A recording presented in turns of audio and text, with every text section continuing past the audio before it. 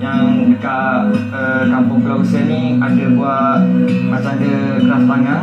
Mula-mula kena Cik Wahang, saya tengok sentiasa tengok dalam Facebook seni kayu warisan, saya tarik, saya tengok, saya perhati dia banyak buat produk-produk ukiran dan produk-produk Melayu sekarang.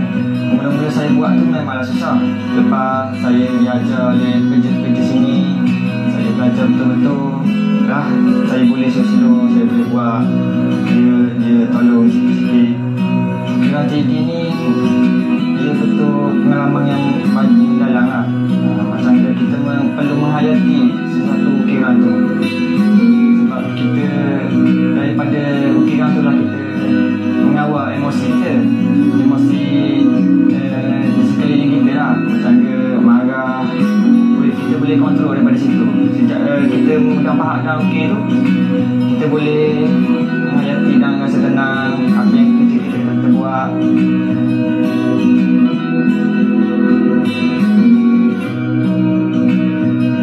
Dari segi minat, saya rasa lah, pendapat bagi saya, seharusnya kurikulum tentang produk-produk kesenian didedahkan daripada awal pada sekolah menengah dalam segi masing-masing untuk menanamkan kecintaan mereka terhadap produk-produk warisan. Tak semesti ukiran saja, mungkin dari segi kuih-muihnya, dari segi pakaiannya, dari segi cara hidupnya. Sebab kita Melayu ni orang kata sinonimus dengan lembut, bahasa. So dari awal ni saya rasa amat layak kita dah condongkan, kita dah masukkan dalam sifat dia orang. Dan begitu juga untuk anak-anak muda ni, sekiranya mereka tidak begitu faham tentang produk kesenian, so orang kata tanam mereka tak suka. So sampai bila mungkin dia akan jadi berulang. So kita seharusnya dah tidak ada juga pun sesuatu masalah ni, seharusnya pergi kepada akar umbi dia. Kita tak perlu cantah dan potong di atas, maka tidak akan selesai. Yang tumbuh akan buruk juga. So kita pergi pada akar ni. Pasal apa pucuk tu buruk? Oh, mungkin akar ni ada semua, ada anak-anak. Kita pergi pada akar ni.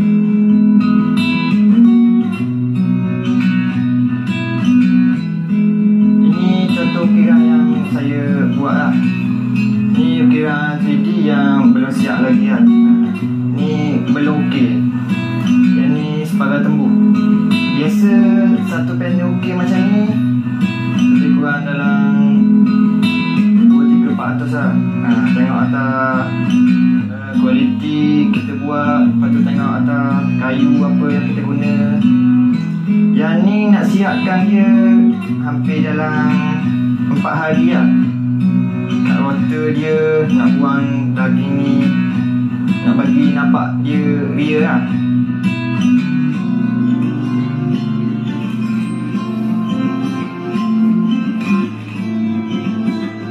Pada hemat saya, sekiranya tidak dibendung, tidak dibajai ataupun tidak dijaga, kemungkinan ukiran-ukiran kita ni ataupun khususnya orang kata industri ukiran berwarisan ni mungkin akan pupus antara 20 hingga 30 tahun lagi.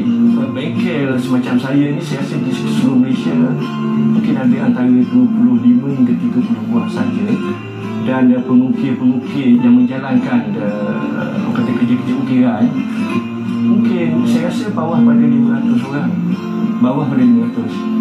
So saya seorang pada ahli JK pengukir Persatuan Indonesia, yang mana kita dengan kerjasama KIB dekat Kelantan banyak membuat orang kata program-program dan latihan-latihan demi untuk memberi kesedaran, pendedahan, untuk memastikan supaya orang kata ukiran warisan ni berterusan, ada kesinambungannya, tak ada nokta. Salah satu pada niat dan hasrat saya ini ialah saya sebelum mungkin nak menentukan supaya ukiran ni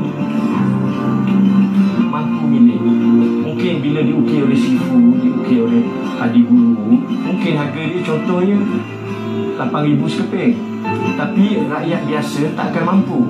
Kita cuba mengeluarkan sesuatu yang mungkin bawah pada RM1,000, mungkin antara harga 300 hingga 800, tapi ada yang 100 lebih pun ada. So apa yang saya bimbang, sekiranya harga tadi terlalu premium, maka ukiran-ukiran ni akan hanya duduk di museum, akan hanya duduk di istana saja. Akan sampai satu tahap rakyat biasa sudah tak dapat tengok dan tak ada di rumah rakyat biasa. So itu salah satu faktor yang kemungkinan akan lulus.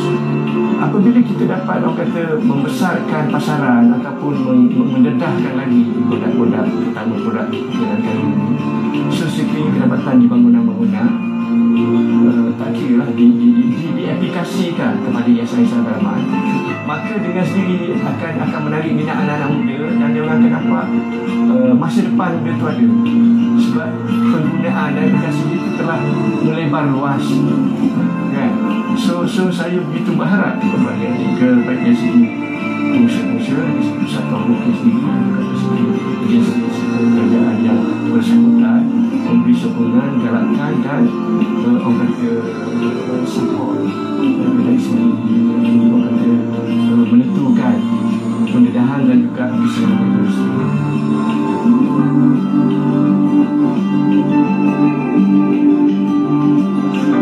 Saya rasa ukiran ni, ukiran Melayu tak patut kita tinggalkan, sebab dia ada warisi daripada nenek moyang kita. Takkan kita nak lap kuku semacam tu je kan, mestilah kita nak ada pelapis. Harapan saya setelah habis belajar ni, saya nak buka bengkel sendiri lah. Saya nak tarik budak-budak muda sekarang ni supaya tertarik dengan ukiran Melayu, supaya tidak ketinggalan zaman lah.